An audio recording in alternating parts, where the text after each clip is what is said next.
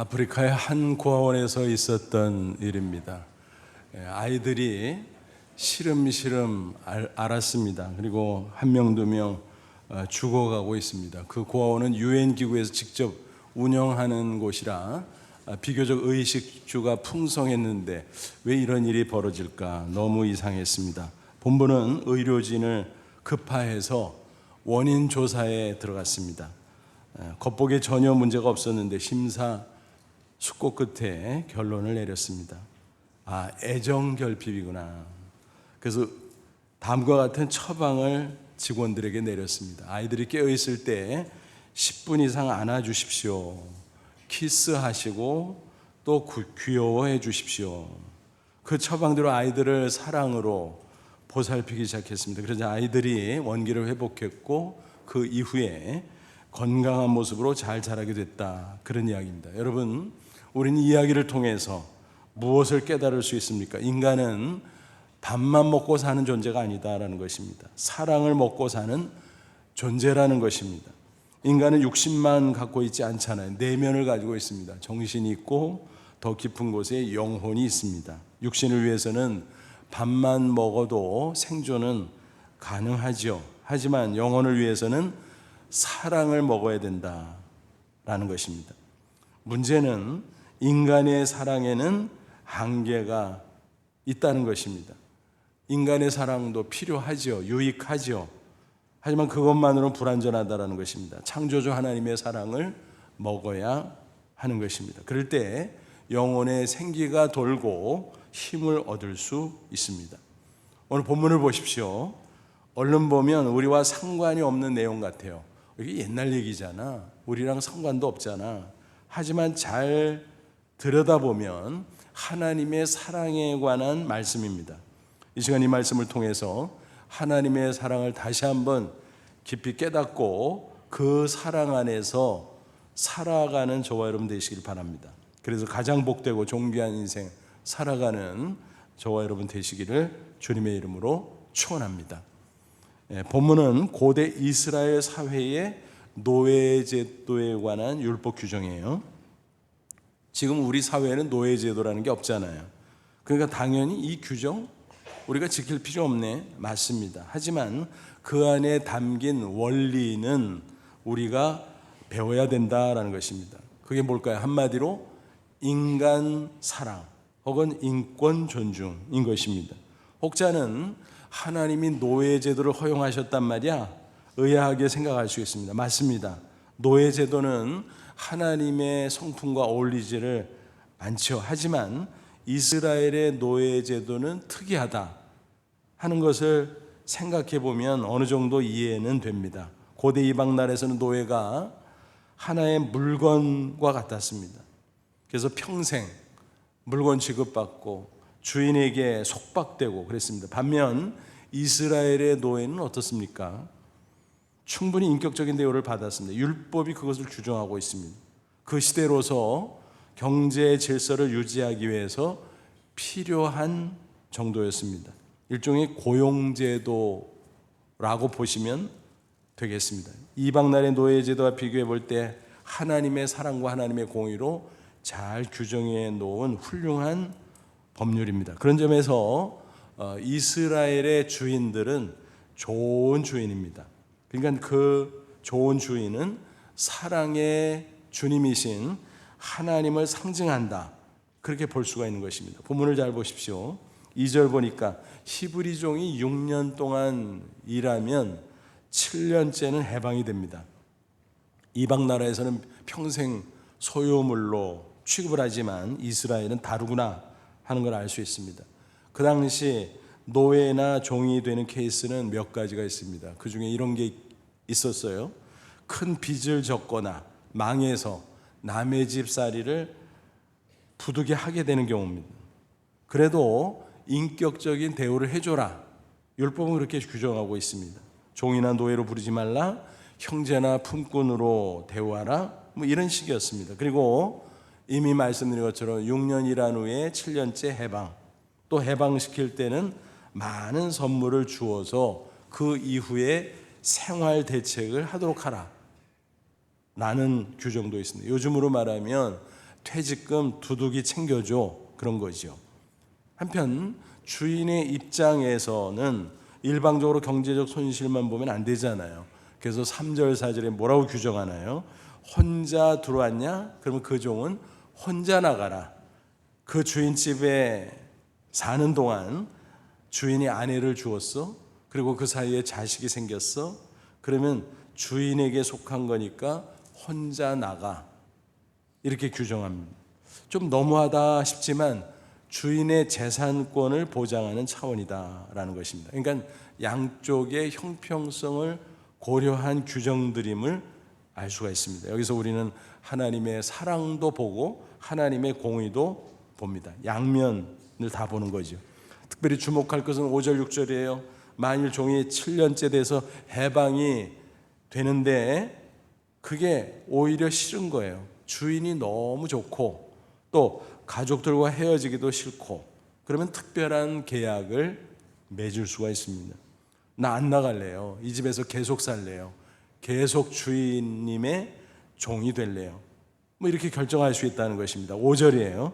만일 종이 분명히 말하기를 내가 상전 주인과 내 처자를 사랑하니 나가서 자유인이 되지 않겠노라 하면, 그러면 그 계약, 언약의 표시를 하게 돼 있어요. 6절, 상전이 주인이 그를 데리고 재판장에게로 갈 것이요. 재판장으로 간다는 것은 하나님 앞에 서약한다는 거죠. 또 그를 문이나 문설주 앞으로 데리고 가서 그것에다가 송곳으로 그의 귀를 뚫을 것이라. 그래서 문짝이나 문설주에 세워놓고 송곳으로 귀를 뚫게 된다. 그래서 표시를 하는 거죠. 그리고 그는 종신토록 그 상전을 섬기리라. 일종의 뭐예요? 피어싱. 요즘 젊은 사람들이 많이 하잖아요. 근데 요즘에는 모양으로 하는 거지 뭐 이렇게 큰 의미는 없습니다. 근데 그 당시 이스라엘 사회 배경 속에서는 자발적인 종의 표시다라고 하는 것입니다. 이방 나라에서는 어떻습니까? 노예들에게 강제로 도망가지 못하도록 문신을 시키거나 아니면 인두로 이마를 지지거나 그런 잔인한 표시를 했습니다. 근데 그것과는 차이가 나는 거죠. 그렇게 되면 그 주인의 종으로 평생토록, 즉 영원한 종으로 살게 되는 것입니다. 근데 종이라고 하자면 비교적 자유로운 상태에서 그 주인 집에서 마치 가족의 일원처럼 대우를 받게 됩니다. 하나님은 이와 같은 율법 규정을 통해서 그 당시 이스라엘 사회의 경제 질서를 유지를 했습니다. 동시에 중요한 교훈을 가르쳐 줬습니다. 그것은 인간 사랑을 넘어서 스스로 종된 사람을 통해서 하나님을 바라보라라고 하는 것입니다. 스스로 종된 사람이 주인에게 평생 스스로 자발적으로 종이 되는 것처럼 하나님의 백성된 사람은 하나님을 주인으로 삼고 자발적으로 종으로 살아가야 된다. 그게 오히려 참 자유다라고 말씀하고 있습니다. 여기서 나쁜 주인과 좋은 주인을 구별할 필요가 있습니다. 이방인 주인은 뭐예요? 나쁜 주인이죠. 그러니까 그에게 종이 속박이 되고 고통을 받고 저주를 당하고 결국은 멸망을 하고, 반면에 이스라엘 주인은 좋은 주인, 그래서 율법의 규정대로 잘해주고 대우해주고, 그러니까 나가기가 싫어요. 그래서 종이 자발적으로 내가 평생 종이 될래요. 그리고 표시를 한다라는 것입니다. 그러니까 그 주종 관계는 속박의 관계가 아니라 사랑의 관계라는 사실을 알 수가 있습니다. 그러니까 오히려 야, 이거야말로 참 자유네 라고 판단할 수 있습니다. 여러분, 이것이 바로 우리 신앙생활의 모습 아니겠습니까? 하나님과 우리와의 관계가 이래요. 사람들은 자유하면 무제한의 자유를 생각합니다. 모든 속박으로부터 벗어난다, 내 멋대로 한다. 하지만 인간에게는 그런 완전한 자유는 없지요. 왜냐하면 창조주 하나님이 피조물 인간을 그렇게 만들어 놓질 않았어요. 제한을 두셨어요. 그게 바로 뭘까요? 하나님의 품 안에서 살아라. 하나님의 울타리 안에서, 하나님의 말씀 안에서 살아라. 그래서 제한된 자유다라는 것입니다. 그게 오히려 하나님 안에서 영적 자유, 참 자유를 누리는 것입니다. 그 성경적 원리를 우리는 잊지 말아야 될 것입니다. 잘 보세요. 인간은 본래 하나님의 자녀잖아요. 하나님의 종이었잖아요. 근데 아담 이후 범죄함으로 말미암아 하나님과 헤어졌어요. 하나님을 멀리 떠났어요. 그래서 하나님을 주인 삼는 대신에 자기 마음대로 산다 그랬는데 알고 보니까 죄에게 종노릇해요. 죄의 삭신 사망의 종노릇해요. 또 배후에서 조종하는 사탄에게 종노릇해요. 또 세상의 헛되고 헛된 것들에게 종노릇해요. 그러니까 한마디로 영적인 속박 상태로 살아갈 수밖에 없다는 것입니다. 그거야말로 부자유죠. 그래서 그렇구나. 인간은 무제한의 자유, 완전한 자유는 없고 제한된 자유인데 그게 바로 하나님 품 안에서 있을 때 가능하구나 하는 것을 알 수가 있습니다. 정말 그렇습니다. 인간은 일단 욕망에 사로잡힌 거기서 헤어나지 못해요. 범죄하고 계속 죄에게 끌려다니고 종노릇을 하게 됩니다. 그리고 마지막 멸망하게 됩니다. 언젠가 신문에서 이런 기사를 봤어요. 천하장사 출신 씨름 선수가 술을 마시고 여종을 강제로 성폭행하려다가 체포를 당했다는 것입니다. 그 기사를 보면서 이런 생각이 들어요. 천하장사도 자기 자신 하나 컨트롤 못하는구나. 여러분, 욕망이라고 하는 것이 그렇게 무서운 것입니다. 그래서 질질질 끌려갑니다. 종노릇하는 것입니다. 그래서 욕망의 종노릇, 죄의 종노릇, 결국은 멸망, 그런 것입니다. 성경을 보면 그런 사례들이 수두룩하죠. 예를 들어 보면 아합 왕 생각해 보세요. 왕이니까 재산이 어마무시하게 많을 거 아닙니까? 그런데 물질의 욕망의 노예가 됐어요. 왕궁 앞에 나봇이라는 사람의 포도원이 있었는데 그게 탐났던 거예요. 근데 조상으로부터 받은 기업이라고 나봇이 넘겨주는 것을 거부해요. 그러니까 그것을 가지고 또 끙끙 앓아, 못나게. 그러니까 이세벨이 조종을 하잖아요. 아니 당신이 왕인데 그까짓 거 하나 처리 못하냐고, 나봇 죽여. 그래가지고 거짓 증인들을 세워서 나봇을 죽이고 그 포도원을 강탈하게 되죠. 그러면 그 욕심을 채웠나요? 행복해졌나요? 아니요. 인간의 욕심은 끝이 없지요. 그는 결코 행복해지지 않고 오히려 하나님의 진노를 당할 수밖에 없었습니다. 나중에 전쟁터에서 죽었는데 그 흘린 피를 개가 핥아먹는 비참한 일이 벌어집니다. 말로가 너무너무 비극적이죠. 또 압살롬을 보세요. 왕자니까 얼마나 권력이 대단해요. 그것으로 만족해야 되는데 권력욕에 눈이 멀어져서 아버지 다윗을 왕좌에서 쫓아내네. 구테타를 일으킨 거죠. 근데 실패해요. 오히려 전쟁을 벌이다가 비참하게 죽고 말죠. 그러니까 욕망의 종노릇하고 죄의 종노릇하는 자들은 반드시 멸망할 수밖에 없다는 사실을 알 수가 있습니다. 그래서 야고보 1장 15절은 증거합니다. 욕심이 잉태한 즉 죄를 낳고 죄가 장성하여 사망을 낳느니라. 그러므로 우리 인간에게는 구원이 필요해요. 죄의 종로로, 사망의 종로로, 사탄에게 종로로 타는데 거기서 건짐을 받아야 돼. 그게 구원이잖아요. 구원자는 누군가요? 오직 예수 그리스도 한 분이시죠. 예수님은 그 속박의 원인이 된 죄를 우리 대신 짊어지고 십자가에 피 흘려 죽으셨습니다. 죄값을 치르셨습니다. 그러므로 믿는 자에게 죄와 사망의 종로로 타는 그 속박에서 벗어나도록 구원해 줄 수 있다는 것입니다. 이렇게 해서 우리가 믿음으로 자유를 얻은 후에는 다시 방종하면, 또 세상의 욕심과 죄에 끌려가면 그 자유를 빼앗길 수밖에 없습니다. 그래서 이제는 좋은 주인이신 하나님께 자발적인 종이 되어서 하나님의 사랑에 매여서 사는 게 좋다. 그게 진짜 평안이고 그게 진짜 영적인 자유요 참 평안이다라고 하는 사실입니다. 비유해 보면 연의 자유입니다. 연 알잖아요. 하늘을 나는 연. 연의 자유가 뭔가요? 마음껏 하늘을 나는 거. 그거 불가능하거든요. 연줄에 묶여 있어야 되죠. 그러는 가운데 하늘을 날 수 있어요. 만약 연줄이 끊어지면 어떻게 될까요? 뭐 높이 올라가는 것 같은 줄 알았더니 이게 떨어져 버려요. 그리고 땅바닥에 내동댕이 쳐지죠. 그러니까 오히려 망하는 겁니다. 자유가 아니라. 그러므로 저와 여러분도 신앙으로 하나님께 스스로 종이 되는 것, 그것을 흔쾌하게 받아들이시 바랍니다. 그래서 영적인 자유, 참 자유를 누리며 살아가시기를 축원합니다. 여러분 어떻습니까? 예수님이 나를 위해서 십자가에 피 흘려 죽으심으로 죄와 사망, 사탄의 종로로 타는 나를 그 속박에서 구원해 주신 것을 분명 믿으십니까? 그러면 이제 구원받은 자로서 하나님의 종으로 자처하십시오. 자발적으로 하나님의 사랑에 매여 사시기 바랍니다.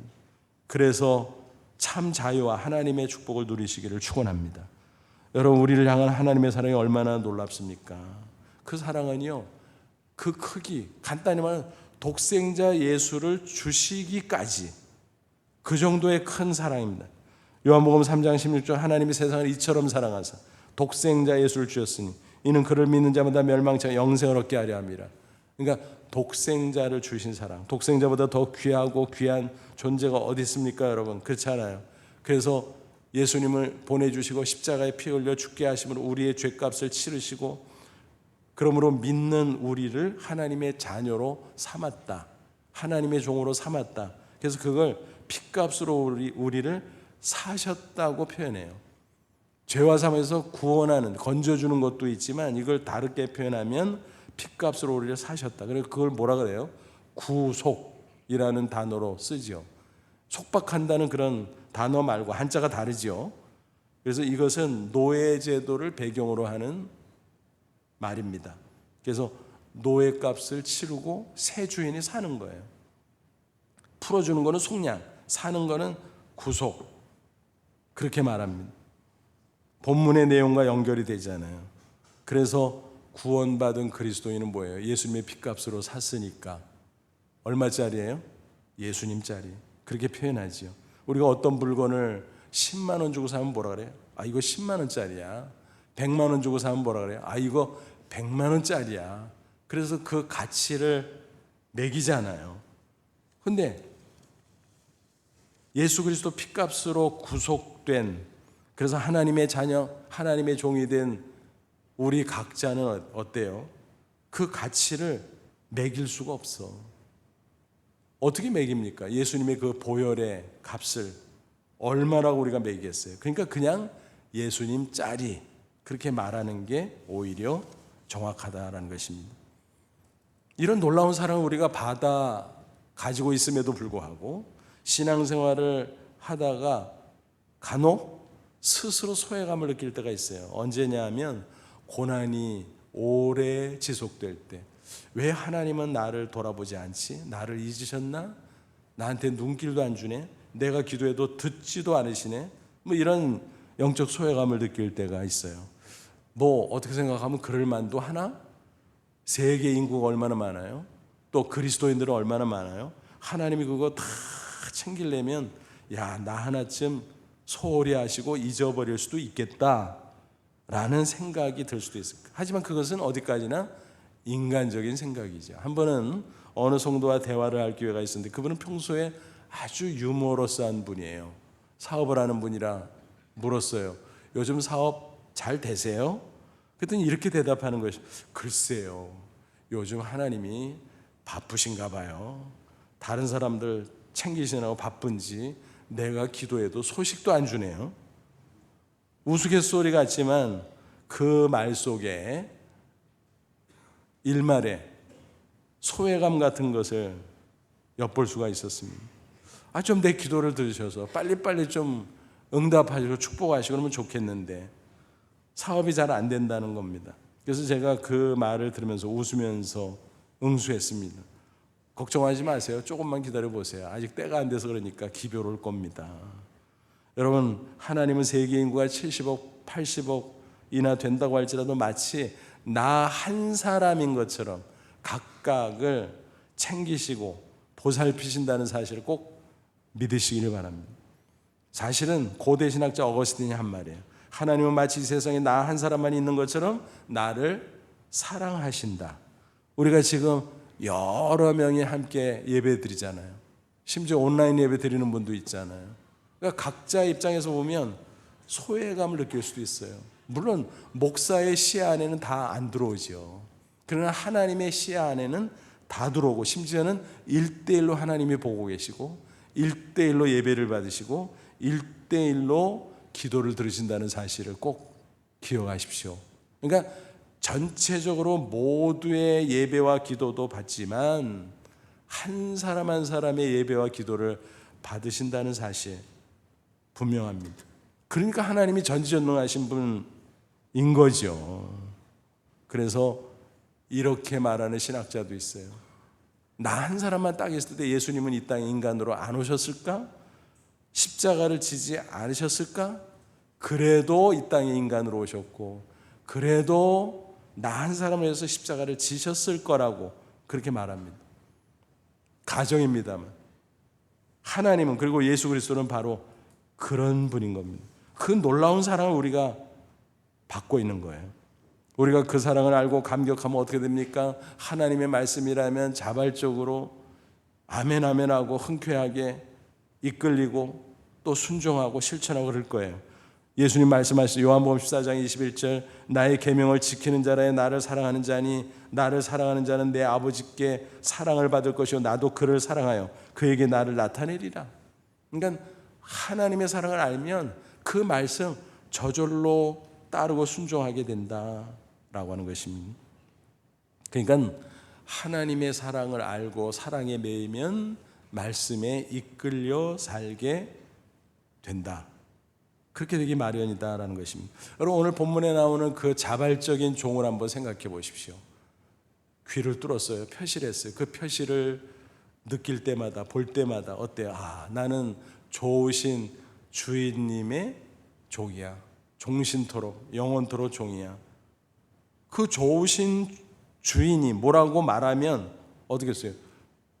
달게 받지요. 흔쾌하게 받죠. 그리고 그것을 지키지요. 그 말씀에 이끌려 살지요. 그겁니다. 그게 어렵지도 않아요. 왜? 좋으신 주인이 하는 말씀이니까. 나에게도 유익이라고 생각하기 때문에 흔쾌하게 받고 지키는 거죠. 힘이 들 것도 없어요. 그래서 예수님 말씀 바로 그런 겁니다. 요한일서 5장 3절, 하나님을 사랑하는 것은 이것이니 우리가 그 계명들 말씀들을 지키는 것이라. 그의 계명들 말씀들은 무거운 것이 아니로다.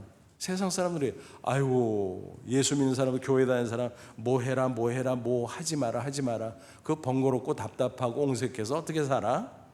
근데 우리는 어때요? 전혀 옹색하지 않거든요. 왜? 하나님의 사랑을 아니까, 나를 위해서 해주시는 말씀인 줄 아니까.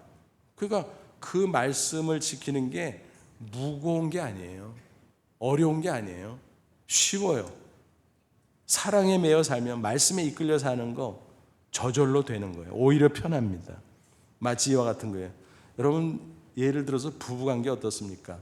속박입니까? 자유입니까? 속박이라고 느끼는 사람은 수상하지요. 사랑의 속박이에요. 굳이 표현한다면. 근데 사랑의 속박은 곧 자유라는 거예요. 한 번은 친구의 딸 결혼식에 참석을 했어요. 대검찰청 웨딩홀에서 예식이 있다 그래서 찾아갔어요. 뭐 검찰하고 관계된 사람이 있나 양가에? 알고 보니까 신랑이 검사예요. 사회자가 보니까 신랑의 친구 검사였습니다. 근데 신랑을 입장시키기 전에 시작하면서 이렇게 멘트를 하는 것이었습니다. 지금부터 신랑 아무개 군의 구속영장을 집행하겠습니다. 그러니까 뭐 하객들이 까르르 웃었죠. 그게 얼마나 재밌고 정확한 표현인지, 그죠? 이제는 마음대로 못 살아. 밤에 자기 마음대로 쏴돌아다니고 늦게 들어오면 안 돼. 신고해야 돼. 또 일찍 들어와야 돼. 그러니까 속박이잖아요. 근데 사실은 그게 자유라는 거예요. 서로 사랑에 매이고 서로의 말에 또 이끌리고, 그게 속박이 아니라 그게 기쁨이죠. 평안함이죠. 자유죠. 그게 부부관계 아니겠습니까? 하나님과 우리의 관계도 그렇다는 거예요. 우리가 하나님의 사랑에 감격하여 하나님의 말씀에 이끌려 살고 그러는 거예요. 그렇게 되면 어떻게 될까요? 우리의 삶이 형통할 수 있습니다. 승리합니다. 고난이 있어도 돌파할 수 있습니다.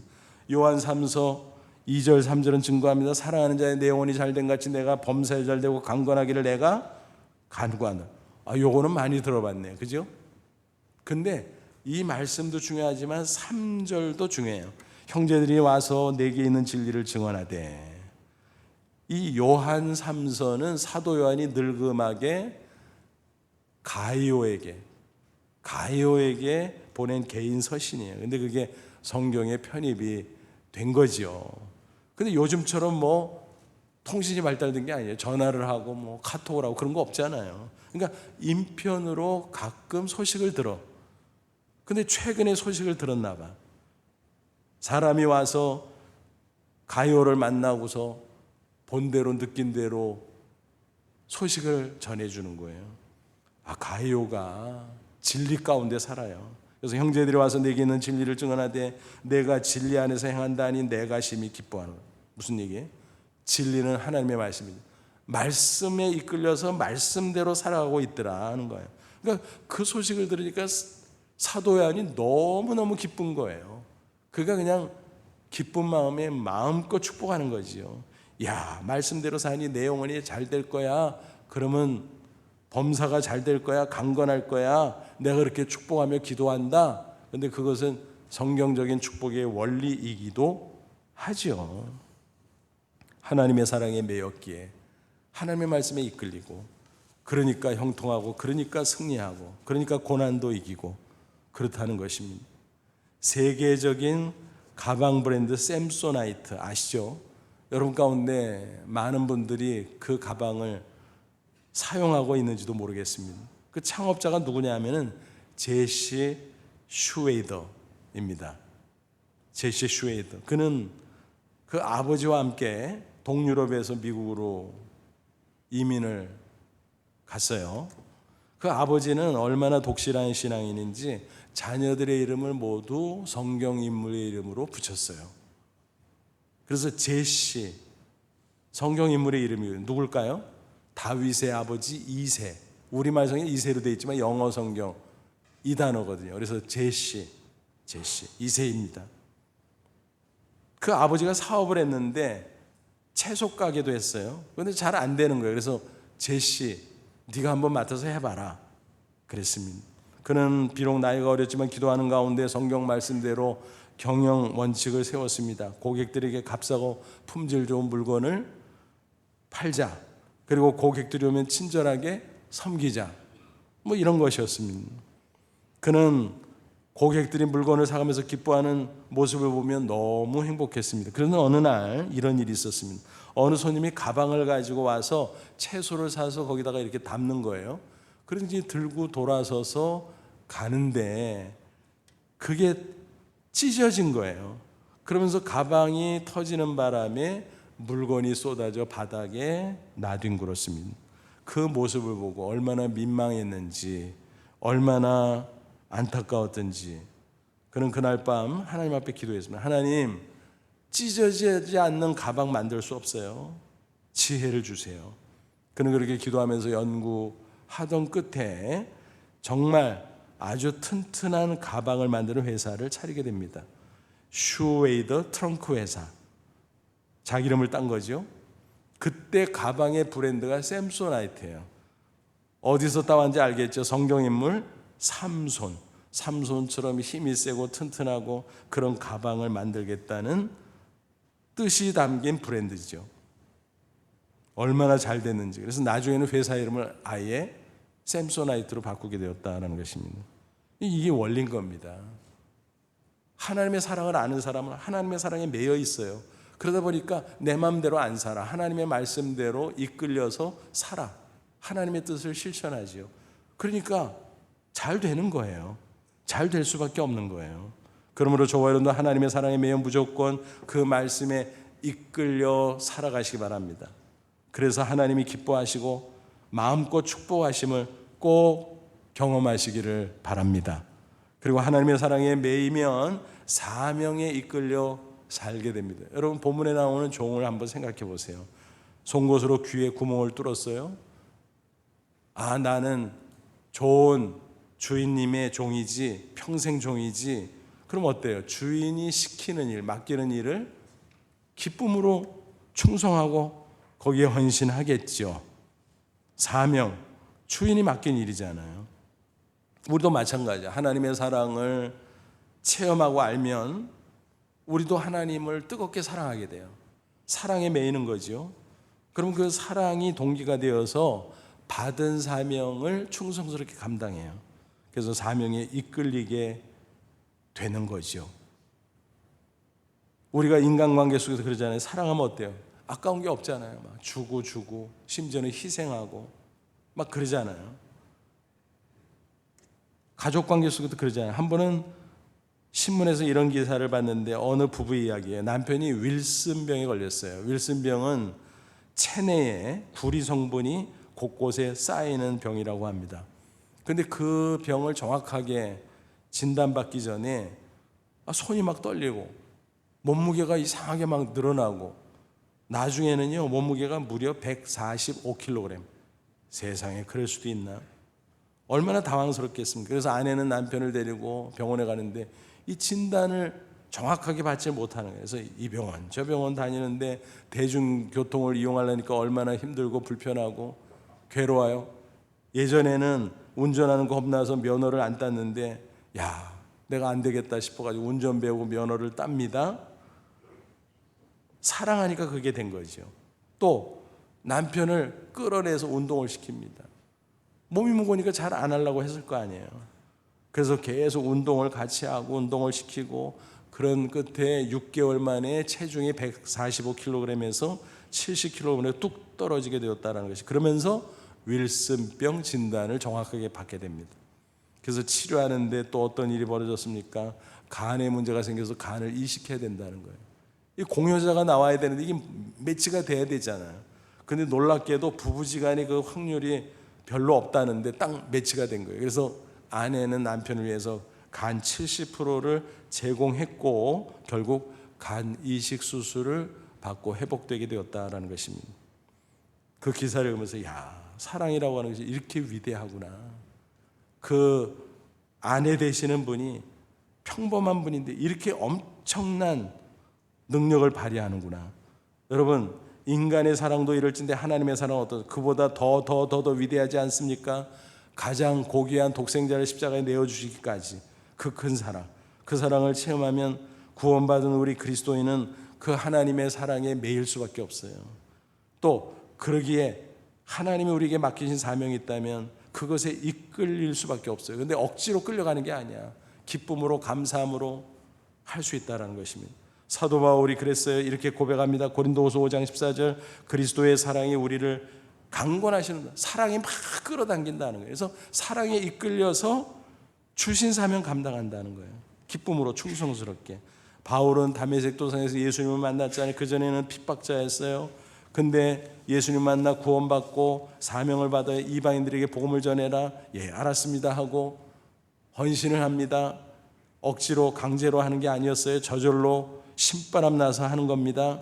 그러니까 하나님의 사랑에 매였고 그래서 사명에 이끌렸고 그랬다는 얘기예요. 마치 쇠붙이가 자석에 이끌려 들러붙는 것처럼 영적으로 그런 일이 벌어지게 된 거죠. 그러니까 모진 핍박 고난 가운데 있을지라도 바울은 끝까지 기쁨으로 사명을 감당할 수 있었다는 사실입니다. 여러분, 바울이 체험했던 하나님의 사랑이 얼마나 놀라운 것이었을까요? 그가 체험한 것은 이런 것이었어요. 그의 고백을 보면 알아요. 디모데전서 1장 13절 15절, 내가 전에는 비방자요 박해자요 폭행자였으나 도리어 긍휼을 입은 것은 내가 믿지 아니할 때 알지 못하고 행하였음이라. 우리 주의 은혜가 그리스도 예수 안에 있는 믿음과 사랑과 함께 넘치도록 풍성하였다. 내가 죄인 중에 괴순이라. 죄인 중에 내가 괴순. 나는 아주 못된 죄인 중에 괴수야, 괴수. 근데 예수님 몰라서 그랬던 거, 그거 봐주시고 나를 구원하시고 은혜와 사랑을 베풀어서 나에게 복음 전파의 사명까지 맡겼으니 얼마나 감사한가. 그래서 그는 사랑에 매여 사명에 이끌려 일생을 바치며 살아갔다라는 것입니다. 우리나라 최초의 선교사가 누군가요? 언더우드. 그렇게 답해도 맞습니다만 정확하게 말하면 존 헤론입니다. 왜냐하면 존 헤론이 먼저 공식적인 선교사로 파송받았어요. 미국 장로교회에서.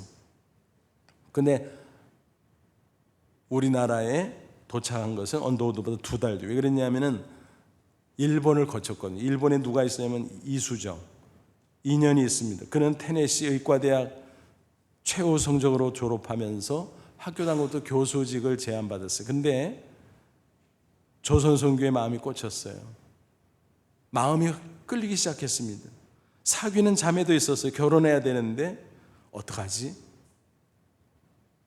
고민이 됐겠죠. 그런데 자꾸 끌리는 거예요. 조선선교에. 왜요?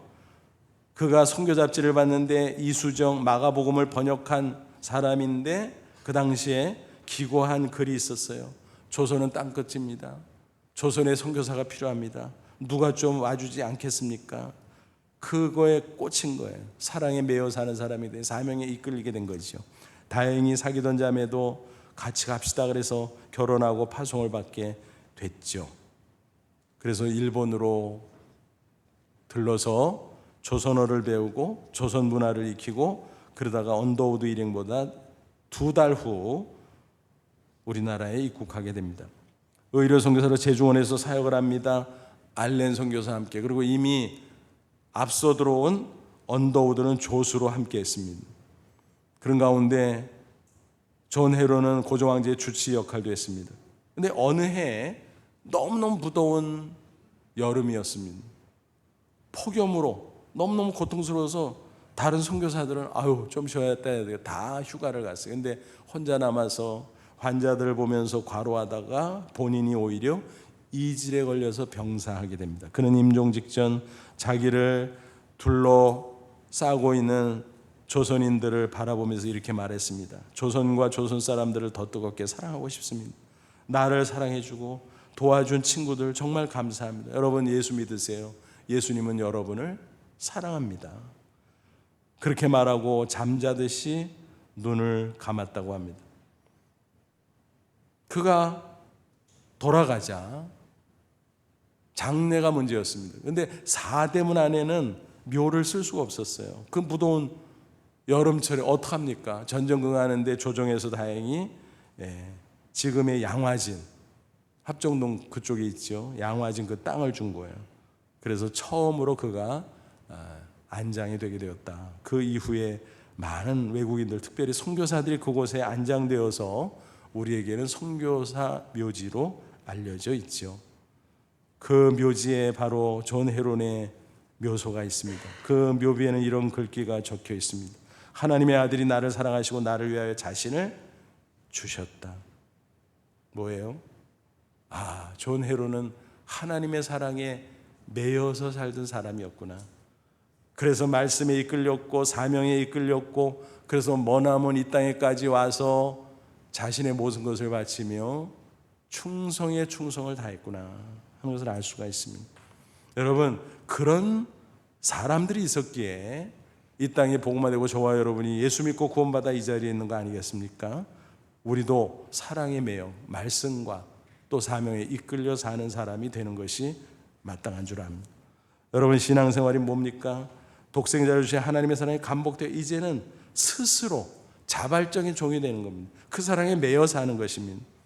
그러기에 말씀에 이끌려 살고 그러기에 사명에 이끌려 살아가는 것입니다. 아무쪼록 자진해서 귀를 뚫고 사랑에 매여 살았던 히브리 종들처럼 하나님의 종으로 흔쾌하게 살아가는 저와 여러분 다 되시기를 주님의 이름으로 축원합니다. 기도하겠습니다. 하나님 아버지 고맙습니다. 독생자를 주시고 그 놀라운 사랑을 깨닫게 하시고 체험하게 하시니 감사합니다. 그 사랑에 매여 하나님의 종으로 자발적인 종으로 살기를 원합니다. 이제는 말씀에 이끌려 사명에 이끌려 살기를 원합니다. 그래서 하나님을 기쁘시게 하며 하나님이 마음껏 축복하시고 우리를 사용하는 가운데 복되고 존귀한 인생 살아가는 저희들 다 되게 해 주시옵소서. 이어서 신생아 첫 예배를 기념하며 축복하는 순서를 가지게 됩니다. 귀한 가정, 귀한 아이 하나님 성령으로 임재하셔서 크게 축복해 주옵소서. 온 교회가 기뻐하게 하옵소서. 예수님의 이름으로 기도하옵나이다. 아멘.